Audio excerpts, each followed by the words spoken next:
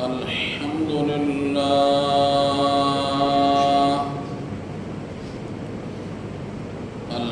لله وكفى والصلاة والسلام على سيد الرسل وخاتم الأنبياء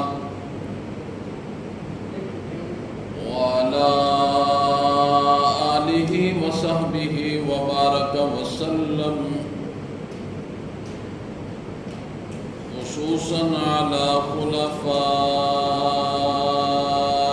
الراشدين المهديين إلى يوم القيامة. أما بعد، فأعوذ بالله من الشيطان الرجيم. بسم الله الرحمن الرحيم. وما أرسلناك إلا رحمة للعالمين.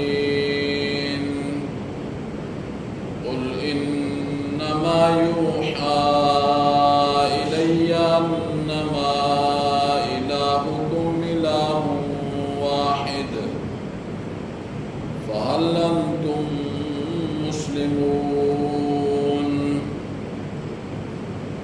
صدق الله العظيم وصدق رسوله النبي الكريم، ونحن على ذلك لمن الشاهدين والشاكرين، والحمد لله رب العالمين. اللهم صل على محمد وعلى آل محمد كما صليت على إبراهيم وعلى آل إبراهيم إنك حميد مجيد. اللهم بارك على محمد وعلى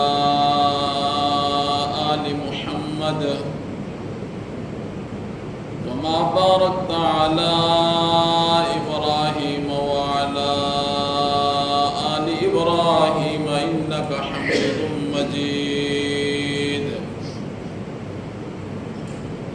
رب اشرح لي صدري ويسر لي أمري واحلل عقدة من لساني يفقهوا قولي. رب زدني علما، رب زدني علما، رب زدني علما.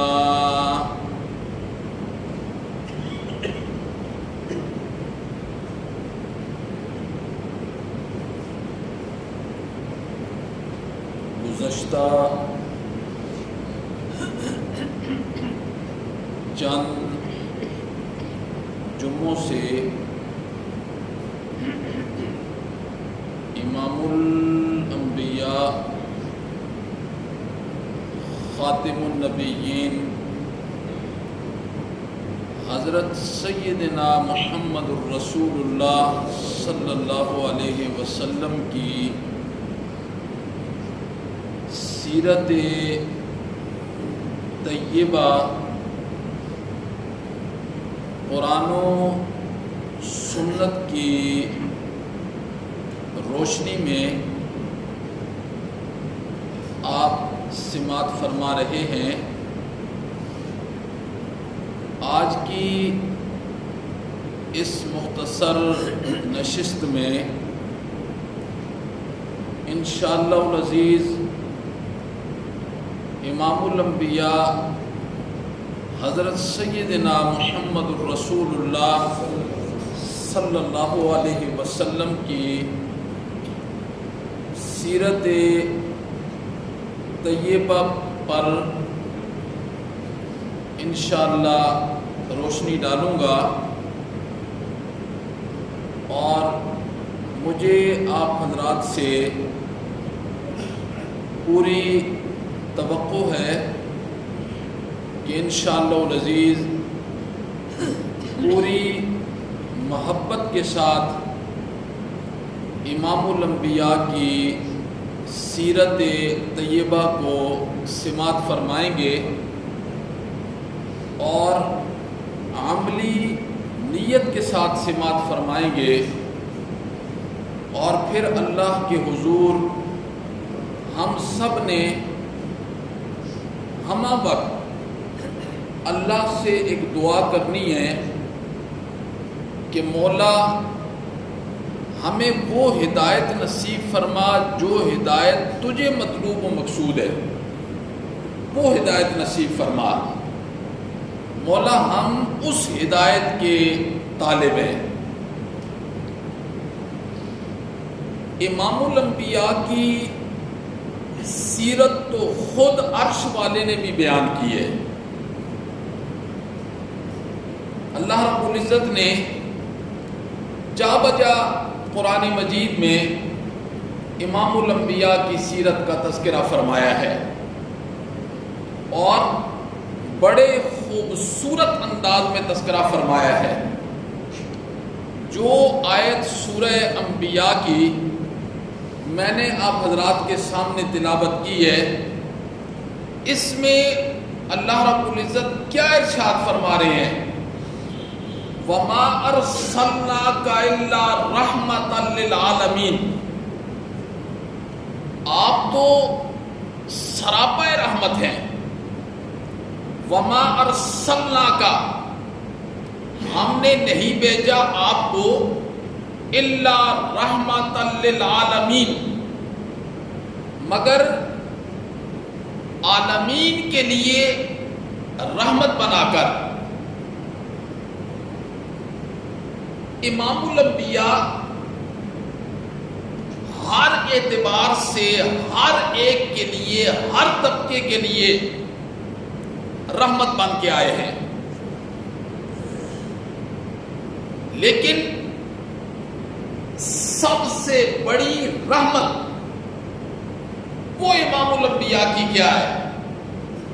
انسانوں کے لیے، جنات کے لیے سب سے بڑی رحمت وہ اللہ رب العزت نے اسی آیت کے ساتھ بالکل اس کے ضمن میں وہ رحمت ذکر کی ہے۔ اسی آیت کے ساتھ اللہ نے فرمایا وَمَا أَرْسَلْنَاكَ إِلَّا رَحْمَةً لِّلْعَالَمِينَ۔ یہ سورہ انبیاء کی 107 اور 108 دو آیتیں ہیں۔ اللہ نے فرمایا وَمَا أَرْسَلْنَاكَ إِلَّا رَحْمَةً لِّلْعَالَمِينَ، میرے پیغمبر سارے جہانوں کے لیے رحمت بنا کر بھیجا ہے، اور آپ کی سب سے بڑی رحمت مخلوق کے لیے کیا ہے؟ آپ کی شفقت، آپ کا احسان مخلوق کے لیے کیا ہے؟ اللہ نے اسے ذکر کیا، فرمایا قل انما یوحا الی انما الہکم الہ واحد فہل انتم مسلمون۔ قل میرے پیغمبر، آپ قیامت تک آنے والے انسان کے سامنے یہ پیغام رکھیں، انما یوحا، بے شک میری طرف یہ وحی کی گئی ہے، انما الہکم الہ واحد، تمہارا الہ معبود وہ صرف ایک ہے، فہل انتم مسلمون، اس بات کو ماننے کے لیے تیار ہو؟ اس بات کو ماننے کے لیے تیار ہو؟ اللہ نے فرمایا میرے پیغمبر ان کے سامنے اس کا تذکرہ کیجئے۔ سب سے بڑی رحمت امام الانبیاء کی یہ ہے ہم پر کہ امام الانبیاء نے آ کر سب سے پہلے بنیادی طور پر عقیدہ توحید کا تعارف کروایا، عقیدہ توحید کا تعارف کروایا، چونکہ جب تک ایک ایمان کی بنیاد میں عقیدہ توحید نہیں ہوتا اس وقت تک بندہ مومن ہی نہیں ہوتا، اس وقت تک بندہ مسلمان ہی نہیں ہوتا۔ بندہ مومن کب ہوتا ہے؟ بندہ مسلمان کب ہوتا ہے؟ مسلمان کا ایک بنیادی عقیدہ، ایک بنیادی عقیدہ وہ کیا ہے؟ وہ عقیدہ توحید ہے، اور یہ عقیدہ توحید سب سے پہلے آ کر اس امت کے لیے امام الانبیاء رحمت بنتے ہیں، شفیق بنتے ہیں، آپ نے آ کر لوگوں کے سامنے اس عقیدے کو رکھا، لا الہ الا اللہ، آپ نے اس دعوت کو رکھا۔ آپ اندازہ لگا سکتے ہیں کہ جب امام الانبیاء نے اس نظریے کو مخلوقات خدا کے سامنے رکھا، اس نظریے کو قبول کرنا لوگوں کے لیے بہت مشکل تھا۔ اس لیے اللہ نے اس آیت میں فرمایا فَهَلْ أَنْتُمْ مُسْلِمُونَ، کیا تم یہ نظریہ قبول کر سکتے ہو؟ اگر تم نے امام الانبیاء کا یہ نظریہ قبول کر لیا تو سمجھ جاؤ کہ تم نے امام الانبیاء کی سیرت کو دل و جان سے قبول کر لیا، اور صرف قبول ہی نہیں کیا بلکہ اسے عملی جامہ بھی تم نے پہنا دیا۔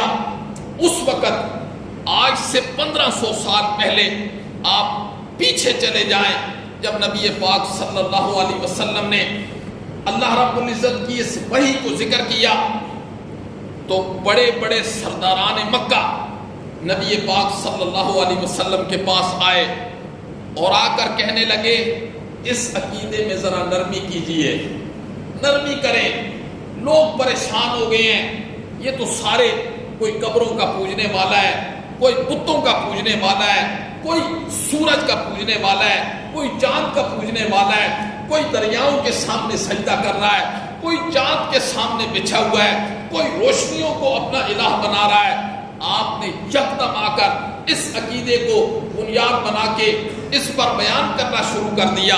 نبی پاک صلی اللہ علیہ وسلم نے ایک ہی جملہ فرمایا، اور انہوں نے سارے کفار نے آپ کے چچا کے پاس ابو طالب کے پاس آ کر یہ بات کی تو نبی پاک صلی اللہ علیہ وسلم نے ایک ہی بات کہی، فرمایا چچا یہ ساری کائنات میرے ایک ہاتھ پر سورج لا کے رکھ دیں، دوسرے ہاتھ پر چاند لا کے رکھ دیں، اس عقیدے کو بیان کرنے سے باز نہیں آ سکتا، یہ تو میری پہلی وحی ہے اللہ۔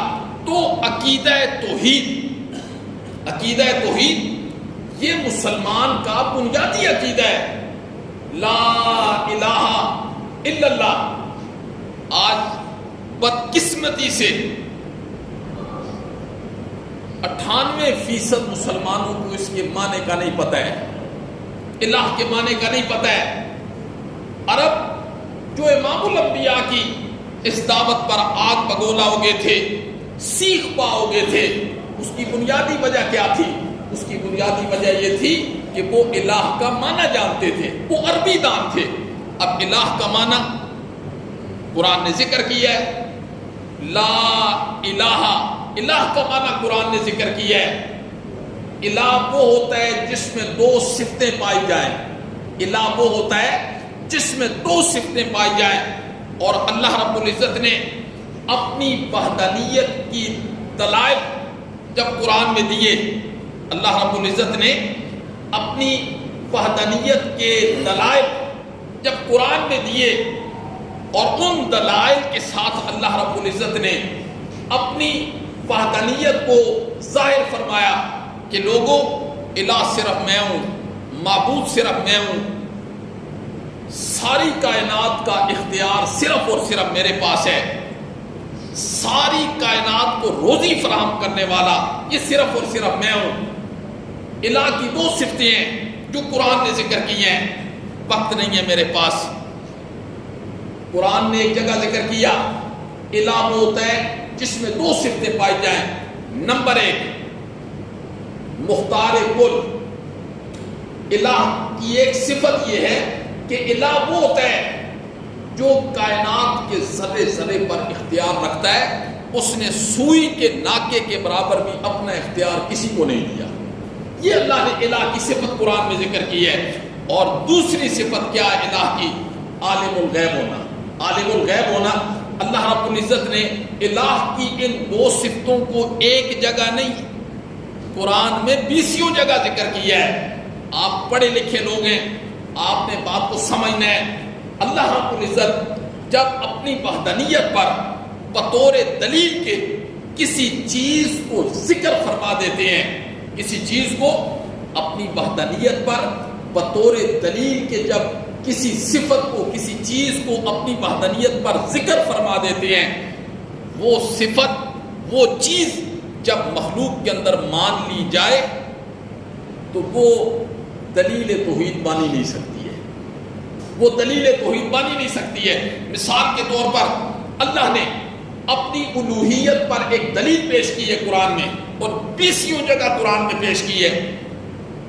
ایک دلیل قرآن نے پیش کی ہے، قُلْ لَا يَعْلَمُ مَنْ فِي السَّمَاوَاتِ وَالْأَرْضِ الْغَيْبَ إِلَّا اللَّهُ۔ میرے پیغمبر، آپ قیامت تک آنے والے لوگوں کے سامنے ایک پیغام رکھ دیں، میری وحدانیت پر یہ جو دلیل میں نے اللہ کہتے ہیں پیش کی ہے، قل میرے پیغمبر کہہ دیجئے، لا یعلم من فی السماوات، آسمان والی مخلوق بھی، والارض، اور زمین والی مخلوق بھی غیب نہیں جانتے۔ یہ اللہ رب العزت نے اپنی وحدانیت پر بطور دلیل کے اللہ رب العزت نے اس صفت کو ذکر کر دیا۔ اب اگر میں اٹھا کے اس صفت کو اللہ کی مخلوق کے ساتھ چسپاں کر دیتا ہوں تو یہ دلیل توحید ہی نہیں بن سکتی ہے، اور اگر میں نے اللہ کی دلیل توحید کا انکار کر دیا تو میں نے کتاب اللہ کا انکار کر دیا، میں نے قرآن کا انکار کر دیا۔ تو امام الانبیاء حضرت سیدنا محمد الرسول اللہ صلی اللہ علیہ وسلم اس اعتبار سے رحمت بن کے نہیں آئے جنہوں نے آ کر ایک اللہ کی وحدانیت کا تعارف کروایا اور دلائل کے ساتھ کروایا۔ انشاءاللہ کسی دن میں اس موضوع کو آگے لے کے چلوں گا، اور انشاءاللہ میری کوشش ہوگی کہ میں خوبصورت اور آسان الفاظ کے ساتھ آپ کے دل و دماغ میں اس موضوع کو قرآن و سنت کی روشنی میں، اور اللہ رب العزت نے جو اپنی وحدانیت پر دلائل پیش کیے ہیں، دلائل، اس کی روشنی میں میں آپ کو سمجھانے کی کوشش کروں۔ تو امام الانبیاء کو جو اللہ رب العزت نے ذکر فرمایا، آپ کی سیرت کو فرمایا، وَمَا أَرْسَلْنَاكَ إِلَّا رَحْمَةً لِّلْعَالَمِينَ، میرے پیغمبر ہم نے آپ کو سارے جہانوں کے لیے رحمت بنا کر بھیجا۔ آگے دلیل کیا پیش کی؟ فرمایا سب سے بڑی رحمت تو آپ یہ ہیں، قل میرے پیغمبر کہہ دیجئے، انما یوحا الیہ، بے شک میری طرف وحی کی گئی ہے، انما الہکم الہ واحد، کہ تم سب کا الہ وہ صرف ایک الہ ہے، فہل انتم مسلمون، کیا اس بات کو مان لو گے؟ اس بات کو مان لو گے؟ اس بات کو ماننا بڑا مشکل تھا، اس وقت بھی مشکل تھا، آج بھی مشکل ہے۔ آج بھی اس بات کا ماننا، صرف ایک اللہ کو الہ ماننا، ایک اللہ کو معبود ماننا، اس کی تمام صفات کے ساتھ، یہ بڑا مشکل کام ہے، یہ بڑا مشکل کام ہے۔ اللہ، اور جس نے اللہ کی ساری صفات کے ساتھ جن صفات کو اللہ رب العزت نے اپنی وحدانیت پر بطور دلائل کے پیش کیا ہے، ان صفات کے ساتھ جس نے مان لیا وہ دنیا کا بڑا خوش نصیب انسان ہے، وہ بہت خوش نصیب انسان ہے۔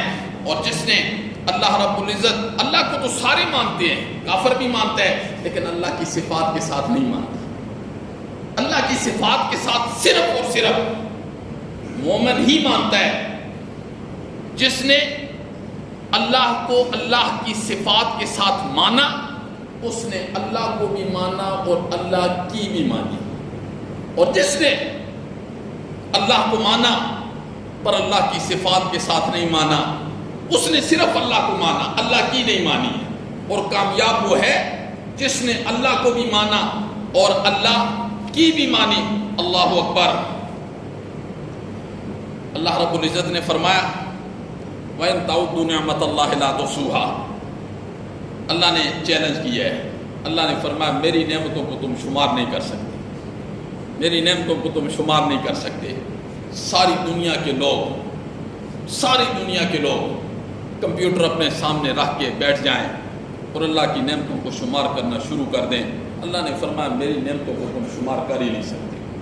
قیامت کی صبح تک میں نے بہت انعام کیے ہیں، لیکن اللہ نے فرمایا میں نے جتنے انعام بھی کیے ہیں نا، جتنے انعام، میں نے کسی انعام پر احسان نہیں جتلایا ما سوائے ایک انعام کی، اور وہ انعام کون سا ہے؟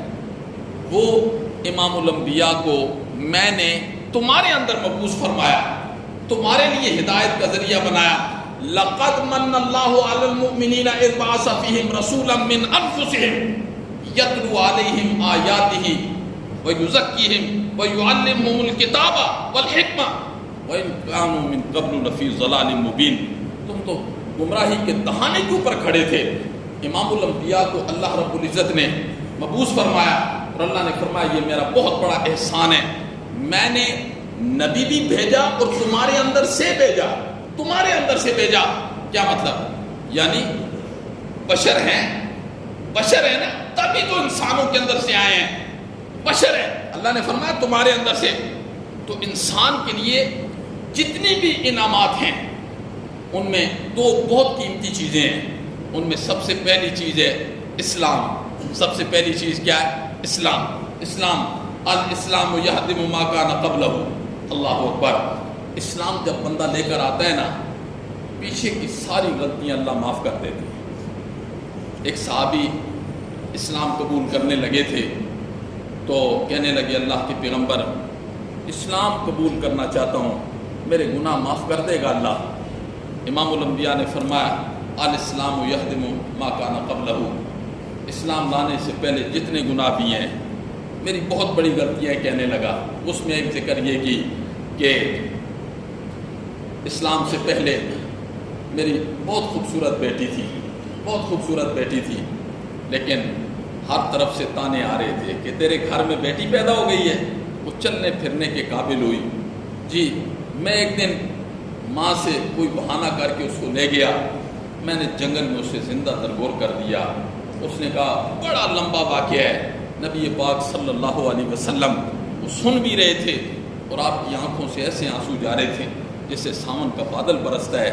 آخر میں آپ نے فرمایا اللہ تیری اس غلطی کو بھی معاف کر دے گا. الاسلام یہدم ما کان قبلہ، کہ اسلام اپنے سے پہلے سارے گناہوں کو مٹا دیتا ہے. شرط یہ ہے کہ وہ صحیح مسلمان ہو. ایسے نہ ہو آسمان سے گرا اور کھجور میں اٹکا، ایسے بات نہ ہو. صحیح معنی میں مسلمان جو ہوتا ہے، مومن جو ہوتا ہے، جب وہ لا الہ الا اللہ کا اقرار دل و جان سے کرتا ہے تو اللہ رب العزت اسلام قبول کرنے کی وجہ سے اس کے سارے گناہوں کو مٹا دیتے ہیں. تو اللہ نے فرمایا وَإِن تَعُدُّوا نِعْمَةَ اللَّهِ لَا تُحْصُوهَا. اگر تم اللہ کی نعمتوں کو شمار کرنا شروع کر دو تم اللہ کی نعمتوں کو شمار نہیں کر سکتے ہو. لیکن دو نعمتیں بہت بڑی ہیں، ایک اسلام والی نعمت اور دوسری امام الانبیاء حضرت سیدنا محمد الرسول اللہ صلی اللہ علیہ وسلم کی نعمت. اللہ اکبر. آپ کی ذات ببرکات ہر ایک کے لیے رحمت ہی رحمت ہے. ہر ایک کے لیے رحمت ہی رحمت ہے. آپ اس رحمت کے چند نمونے انشاءاللہ العزیز اس نشست میں بیان کروں گا. تو آپ نے ذرا توجہ کے ساتھ سماعت فرمانا ہے کہ رسول اللہ صلی اللہ علیہ وسلم کی جو رحمت کے چند نمونے ہیں. ایک نمونہ یہ ہے کہ امام الانبیاء نے اپنے اللہ کے سامنے ہاتھ اٹھا کے دعا کی. کیا دعا کی؟ مولا میں جس کے لیے بددعا کر دوں نا یا جسے میں مار دوں، مولا میری اس بددعا کو اور اس مار کو اس بندے کے لیے رحمت بنا دینا، اس بندے کے لیے رحمت بنا دینا اور اپنے قرب کا ذریعہ بنا دینا. حالانکہ نبی پاک صلی اللہ علیہ وسلم نے نہ کسی کو مارا ہے اور نہ کسی کے لیے بددعا کی ہے. چند ایسے لوگ تھے کہ اللہ کے کہنے پر نبی پاک صلی اللہ علیہ وسلم نے ان کے لیے کیا کی؟ بددعا کی. تو ایک نبی پاک صلی اللہ علیہ وسلم نے اللہ کے سامنے یہ دعا کی ہاتھ اٹھا کے، مولا اگر میں جس کے لیے بددعا کروں یا جسے میں ماروں تو اس بددعا اور اس مار کو اس کے حق میں رحمت بنا دینا اور اپنے قرب کا ذریعہ بنا دینا. اللہ اکبر. دیکھیے نبی پاک صلی اللہ علیہ وسلم انسان ہیں تو آپ کے والد ہیں نا، انسان ہیں تو آپ کی والدہ ہے نا، انسان ہیں تو آپ کی بیویاں ہیں نا، انسان ہیں تو آپ کے بچے ہیں. نبی پاک صلی اللہ علیہ وسلم بشریت کے اتنے اونچے مقام پر ہیں کہ بعد از خدا بزرگ تو ہی قصہ مختصر. اللہ کے بعد اگر کسی کا مقام ہے انسانوں میں تو وہ امام الانبیاء کا ہے، لیکن آپ کی زندگی کا ہر فعل، ہر عمل وہ امت کے لیے رحمت ہی رحمت ہے۔ مثال کے طور پر ایک مرتبہ نبی پاک صلی اللہ علیہ وسلم ظہر یا عصر کی نماز پڑھا رہے تھے۔ کتنی رکعتیں ہوتی ہیں ظہر یا عصر میں؟ 4 رکعتیں ہوتی ہیں۔ نبی پاک صلی اللہ علیہ وسلم نے 2 رکعتیں پڑھائیں اور سلام پھیر دیا، یعنی آپ بھول گئے، 2 رکعتیں پڑھائیں اور سلام پھیر دیا۔ اب صحابہ کرام تھوڑے پیچھے بڑے بڑے کفار صحابہ کرام ہیں، حضرت ابو بکر صدیق ہیں، حضرت عمر ہیں، حضرت عثمان ہیں، حضرت بڑے بڑے کفار صحابہ کرام، جرت نہیں ہو سکتی ہے، وہ سمجھے شاید 4 کی جگہ 2 گئی ہیں۔ تو ایک صحابی تھے، دیہاتی صحابی، ان کا ذرا نبی پاک صلی اللہ علیہ وسلم کے ساتھ بہت زیادہ نبی پاک صلی اللہ علیہ وسلم کے قریب تھے، ہر بات کر لیتے تھے۔ وہ آئے تو انہوں نے کہا اللہ کے پیغمبر نماز کم ہو گئی ہے یا آپ بھول گئے ہیں؟ آپ نے فرمایا نہ میں بھولا ہوں نہ نماز کم ہوئی ہے۔ کہنے لگے اللہ کے پیغمبر ایک بات تو ہو گئی ہے، یا آپ بھول گئے ہیں یا نماز کم ہو گئی ہے۔ تو دوسرے کفار صحابہ کرام جب آئے کہنے لگے اللہ کے پیغمبر آج ایسے ہو گئے ایسے۔ آپ نے فرمایا میں بھی تمہاری طرح انسان ہوں، جب اگر میں بھول جاؤں تو مجھے بتا دیا کرو۔ یہ بھولنا بھی امت کے لیے رحمت بن گیا۔ کیسے رحمت بن گیا؟ اگر یہ امام الانبیاء نہ بھولتے تو پھر قیامت تک نماز میں بھولنے والے لوگ نماز توڑتے تو دوبارہ پڑھتے، نماز توڑتے تو دوبارہ پڑھتے۔ ہاں جب بھول گیا، اللہ نے فرمایا بھول گیا، آخر میں پھر اللہ نے سجدہ ساوا اس کا حکم نازل کیا، فرمایا سجدہ صاف کر لو، جتنا بھی تم بھول گئے ہو میں تمہاری نماز کو قبول کر دوں گا۔ تو امام الانبیاء کا بھولنا بھی امت کے لیے کیا بن گیا؟ رحمت بن گیا۔ اللہ اکبر۔ آپ رحمت ہی رحمت ہے، بس اس رحمت کو آپ نے سننا ہے، آپ ہر ایک کے لیے رحمت ہے۔ اللہ اکبر۔ آپ کی رحمت ماں کے حق میں نہیں ہے؟ ماں کی حق میں آپ رحمت نہیں ہے؟ ماں کی حق میں لوگوں نے بہت کچھ کہا، بہت قصیدے پڑھے، لیکن نبی پاک صلی اللہ علیہ وسلم نے سمندر کو کوزے میں بند کر کے ایک جملہ کہہ دیا ماں کے متعلق۔ آپ ماں کے لیے رحمت بن گئے، کائنات میں جتنی مائیں ہیں ان کے لیے آپ رحمت بن گئے۔ آپ نے فرمایا الجنت تحت اقدام الامہات، ماں کے قدموں کے نیچے جنت ہے۔ آپ نے یہ جملہ کہہ دیا، یہ سمندر کو کوزے میں بند کر دیا۔ ایک ایک جملے پر اگر میں بات شروع کر دوں تو کئی جملے بیت جاتے ہیں، وقت انتہائی مختصر ہے، صرف اشارے کرتا چلا جاؤں گا۔ مجھے اور آپ کو سمجھنے کی ضرورت ہے کہ نبی پاک صلی اللہ علیہ وسلم کی سیرت طیبہ کس چیز کا نام ہے اور ہمارے لیے اللہ نے کیا حکم دیا ہے، ہم نے امام الانبیاء کی سیرت کو کیسے اپنانا ہے۔ تو آپ ماؤں کے لیے رحمت بن کے آئے۔ آپ باپ کے حق میں رحمت نہیں ہے؟ باپ کے حق میں بھی آپ رحمت بن گئے۔ دنیا میں جتنے باپ ہیں اب ان کے لیے بھی آپ، ایک نوجوان آیا اور اس نے اپنے بابا کی شکایت کی، نبی پاک صلی اللہ علیہ وسلم کے سامنے شکایت کی اور کہنے لگا اللہ کے پیغمبر یہ میرا والد ہے، جب آتا ہے جب چاہتا ہے میرا مال اٹھا کے چلا جاتا ہے، جب آتا ہے جو چاہتا ہے میرا مال اٹھا کے چلا جاتا ہے۔ پھر بابا بھی پیچھے سے آ گیا، اس نے وضاحت کی۔ امام الانبیاء نے اس بیٹے کو کیا کہا؟ فرمایا انتا و مالکا لابیکا، چلا جا، تو بھی اور تیرا مال بھی تیرے باپ کا ہے، تو بھی اور تیرا مال بھی یہ تیرے باپ کا ہے، چلا جا۔ پھر آپ نے فرمایا رضا ربی رضا والدی، باپ کی رضا میں اللہ کی رضا ہے، سخط الربی فی سخط الوالدی، آپ نے فرمایا نکل جا، باپ کی ناراضگی میں اللہ کی ناراضگی ہے۔ اللہ اکبر۔ تو باپ کے لیے امام الانبیاء کیسے رحمت بن کے آئے۔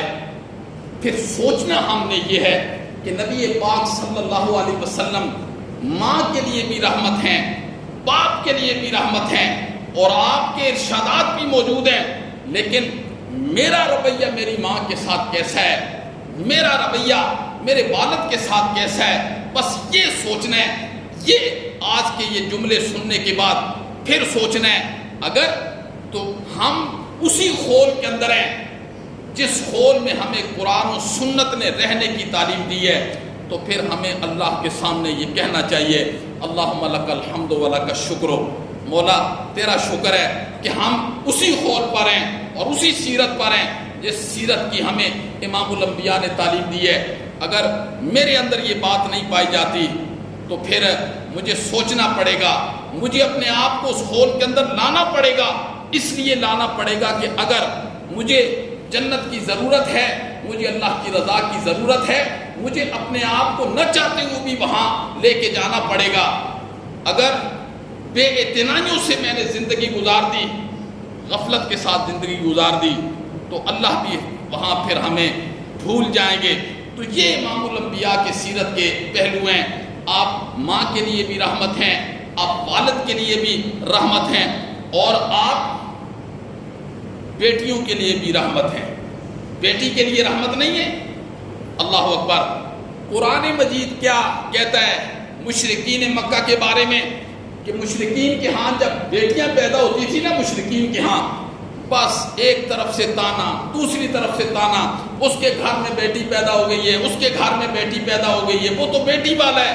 قرآن نے اسے ذکر کیا، یہ قرآن ہے۔ قرآن نے کیا کہا؟ وَإِذَا بُشِّرَ أَحَدُهُمْ بِالْأُنثىٰ ظَلَّ وَجْهُهُ مُسْوَدًّا وَهُوَ كَظِيمٌ۔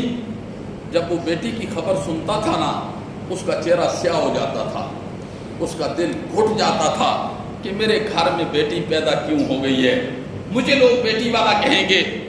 آج اس ماحول اور معاشرے میں بیسیوں مثالیں ہیں، بیسیوں سے بھی زیادہ، کہ آج ہم مسلمان ہیں اور مسلمان کہنے والا اس کے گھر میں جب اس کی بیٹی پیدا ہو جاتی ہے، 1 2 3 4، بعض تو 2 بیٹیوں پر ہی طلاق دے دیتے ہیں، بعض تو پہلی بیٹی پر ہی طلاق دے دیتے ہیں۔ آپ بھی اسی دنیا میں رہنے والے لوگ ہیں، آپ کے ہاتھ میں بھی ہر وقت نیٹ ہوتا ہے، ساری دنیا کی معلومات ہے جی۔ کیا ہمارے ماحول اور معاشرے میں ایسے نہیں ہوتا؟ تو نبی پاک صلی اللہ علیہ وسلم بیٹیوں کے لیے بھی رحمت بن کے آئے۔ اللہ اکبر۔ آپ بیوی کے لیے بھی رحمت بن کے آئے۔ ساری چیزیں مد نظر رکھنی ہیں، آپ بیوی کے لیے بھی رحمت بن کے آئے۔ امام الانبیاء نے کیا فرمایا خیرکم لأہلہ، تم میں سے سب سے بہترین وہ ہے جو اپنی اہل بیت کے ساتھ ٹھیک ہے۔ اہل بیت سے مراد بیوی ہے، بیوی۔ تم میں سب سے بہترین وہ ہے جو اپنی بیوی کے ساتھ ٹھیک ہے۔ اور پھر آپ نے فرمایا تم سب سے زیادہ میں اپنی بیویوں کے ساتھ ٹھیک ہوں، میں اپنی بیویوں کے ساتھ۔ تو امام الانبیاء بیوی کے لیے بھی رحمت بن کے آئے۔ اللہ اکبر۔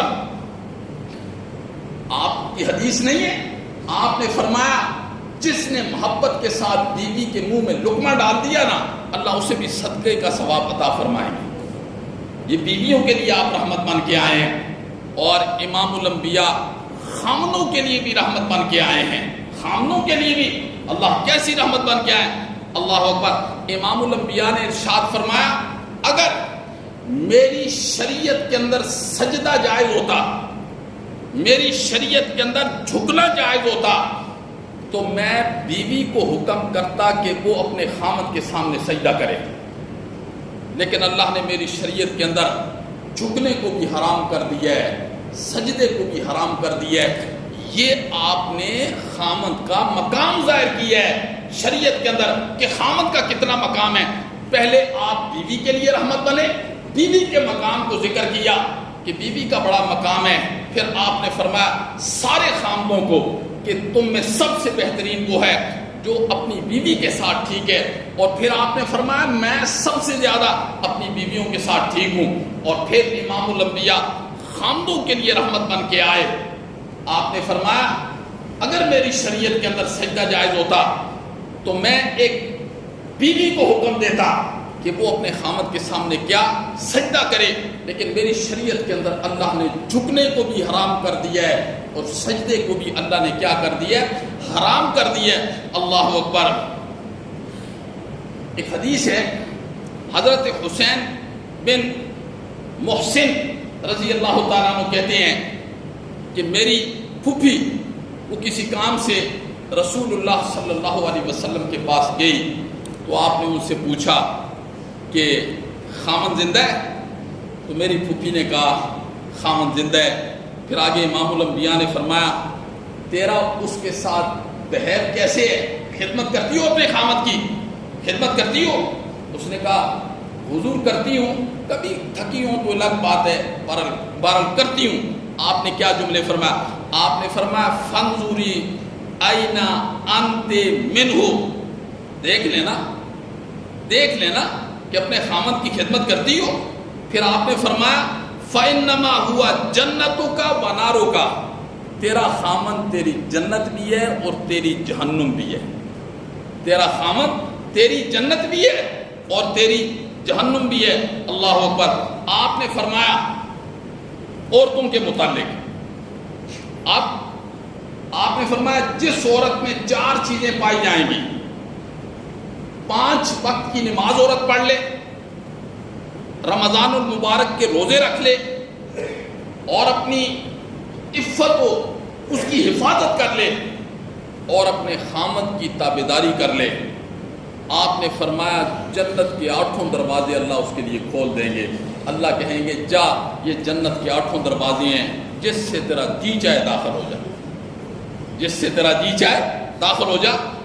یہ خامد کے لیے امام الانبیاء رحمت بن کے نہیں آئے، کتنا مقام ہے، لیکن آج یہ چیزیں ماحول اور معاشرے کے اندر ہوتی ہیں۔ آج بیٹیاں بہنیں زہر کا پیالہ پی لیں گی پر خامد کی تابعداری نہیں کرتی ہیں۔ وہ ہمیں حکم دیا گیا ہے، ہماری اور امام الانبیاء جب معراج سے واپس آئے، آپ نے فرمایا سب سے زیادہ میں نے اپنی امت کی عورتوں کو جہنم میں دیکھا ہے۔ پوچھا کیوں؟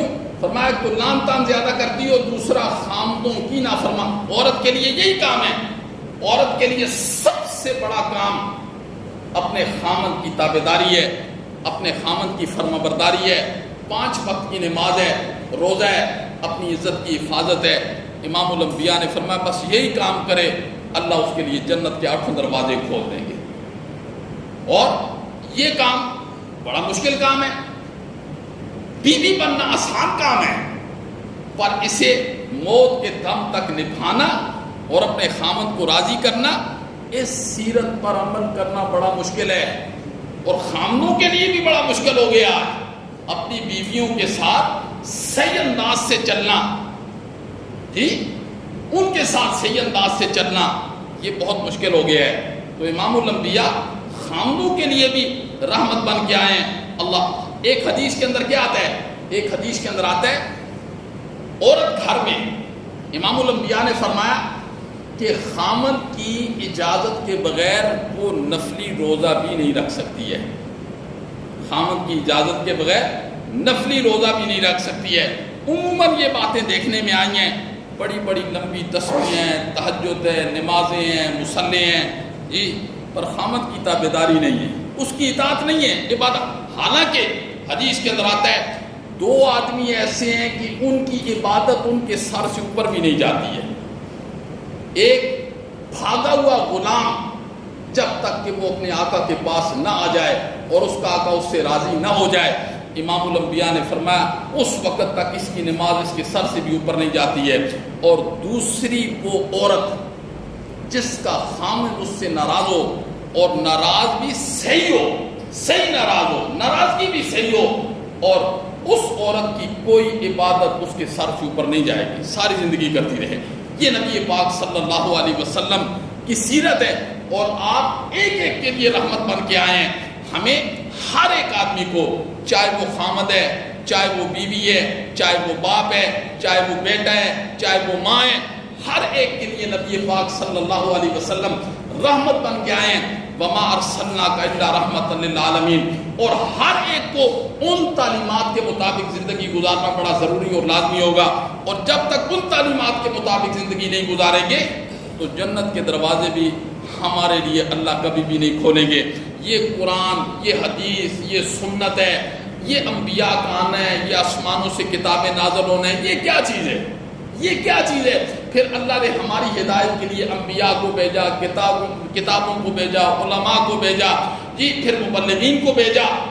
اگر ہم قرآن اور سنت کی 100% صحیح تعلیم نہیں دیں گے یا ہم عمل نہیں کریں گے، ہم دونوں لوگ اللہ کی عدالت میں مجرم ہوں گے، اور اللہ کی عدالت میں ایک اعلان ہوگا فَامْتَازُوا الْيَوْمَ أَيُّهَا الْمُجْرِمُونَ۔ دنیا میں تو مومنوں کی صفوں میں کھڑے ہو کے چھپ جایا کرتے تھے، آج یہ نہیں چلے گا۔ آج مومنوں کی صفیں الگ ہوں گی اور آج مجرمین کی صفیں کیا ہوں گی؟ الگ ہوں گی۔ اگر ہم نے آپ کو قرآن اور سنت سے ہٹ کر دنیاوی فائدے کو مد نظر رکھتے ہوئے ہم نے آپ کے سامنے قرآن و سنت کا غلط مفہوم بیان کیا، اور یہود و نصارہ کے علماء کی طرح ہم نے قرآن اور سنت کو آپ سے پشت رکھا، پردے میں رکھا، اور شیطانی تعلیمات پر آپ کو چلا دیا، تو جہنم میں سب سے پہلے مجھے ڈالا جائے گا۔ میرے پیچھے وہ دوسرے لوگ ہوں گے جو میرے کہنے پر چلیں، سب سے پہلے میں جاؤں گا۔ میں یہ نہیں ہے کہ وہ چلے جائیں گے اور میں بچ جاؤں گا، ایسی اتنی اندھیر نگر اللہ کی عدالت میں نہیں ہے۔ تو نبی پاک صلی اللہ علیہ وسلم ایک ایک کے لیے رحمت بن کے آئے ہیں، اور آپ یتیم کے لیے بھی رحمت بن کے آئے ہیں۔ یتیم کے لیے آج یتیم کے ساتھ ہمارے اس ماحول اور معاشرے میں کتنے ظلم نہیں ہوتے اور کون سے ظلم نہیں ہوتے ہیں جی۔ اس لیے میں نے ایک جملہ کہا تھا، میں نے کہا نبی پاک صلی اللہ علیہ وسلم کا میلاد نہ مناؤ، بلکہ جس کا میلاد منا رہے ہو نا اسے مناؤ۔ اور وہ کیسے مانیں گے؟ وہ اس طریقے سے مانیں گے جب تم ان کی مانو گے، وہ مانیں گے۔ جب تم ان کی نہیں مانو گے تو وہ کیسے مانیں گے؟ یتیم کے ساتھ کیا ہو رہا ہے؟ ہم یتیم کو حق دیتے ہیں۔ اس ماحول اور معاشرے میں جو زندگی جس تحقیرانہ انداز سے یتیم کی زندگی ہوتی ہے، یا میں اس کو حقارت کی نظر سے دیکھتا ہوں، خدا باعث شاید ہے یہ تو وہی جانتا ہے جی۔ جائیداد سے اسے محروم کر دیا جاتا ہے، اس کے حق سے اسے محروم کر دیا جاتا ہے۔ امام الانبیاء نے ارشاد فرمایا کہ امام الانبیاء یتیم کے لیے بھی رحمت ہیں۔ آپ نے فرمایا جس نے یتیم کی کفالت کی وہ جنت میں ایسے رہے گا۔ آپ نے 2 انگلیوں کا اشارہ فرمایا، جس طرح یہ 2 انگلیاں ساتھ ہیں، آپ نے فرمایا جنت میں وہ میرے ساتھ ایسے رہے گا۔ کیا مطلب؟ ان حدیثوں کا مطلب یہ ہوتا ہے کہ جب یہ بندہ جنت میں چلا جائے گا نا، جب چاہے گا اسے اللہ رب العزت اسی کی جنت میں بیٹھے بیٹھے امام الانبیاء کا دیدار کروا دیں گے۔ تو اصل سیرت یہ ہے کہ ہم قرآن اور سنت کے مطابق اسے سمجھیں، اسے سمجھنے کے بعد یہ جو کام ہم کر رہے ہیں یہ تو عقل کے بھی خلاف ہے اور نقل کے بھی خلاف ہے۔ اسے تو عقل بھی نہیں مانتی ہے، اسے تو قرآن اور سنت بھی نہیں مانتا ہے۔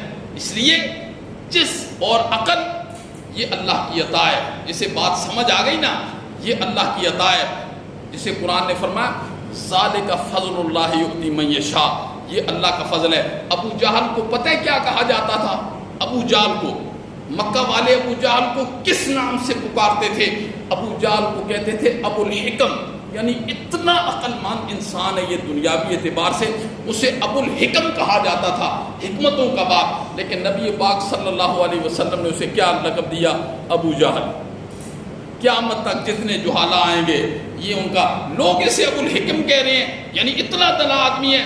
اسے اتنی بات سمجھ نہیں آئی ہے کہ اللہ رب العزت کی ذات کے علاوہ کوئی اور الہ نہیں ہے، کوئی اور معبود نہیں ہے، کوئی اور ایسی جگہ نہیں ہے جہاں سجدہ کیا جائے۔ اسے یہ بات سمجھ نہیں آئی ہے، اس لیے امام الانبیاء نے فرمایا ابو جہل۔ تو امام الانبیاء کی جو سیرت ہے یہ ہمیں اپنانے کی ضرورت ہے۔ اگر ہم یہ چاہتے ہیں کہ مرنا ہے اور مرنے کے بعد آگے بھی ایک جہان ہے کہ زندگی کا ایک ایک حساب دینا ہے، تو پھر ہمیں جو ہے نا قرآن اور سنت کا احترام کرنا پڑے گا۔ ہاں اگر یہ نظریہ مرنے کے بعد سیدھے جنت میں چلے جائیں گے، جو دنیا میں کرے، حرام کھائیں، سود کھائیں، چوری کریں، ڈاکہ ڈالیں، زنا کریں، شراب پئیں، جو اپنی مرضی سے چاہے کریں، وہاں جنت میں چلے جانا ہے، وہ لوگ تو پھر اسی طریقے سے چلتے چلے جائیں جو ان کا معمول ہے۔ لیکن جنہیں یہ یقین ہے کہ نہیں، موت کے بعد کی گھڑیاں بڑی مشکل ہیں، بہت مشکل ہے، پھر انہیں یہاں محنت کرنی پڑے گی۔ اللہ عمل کی توفیق نصیب۔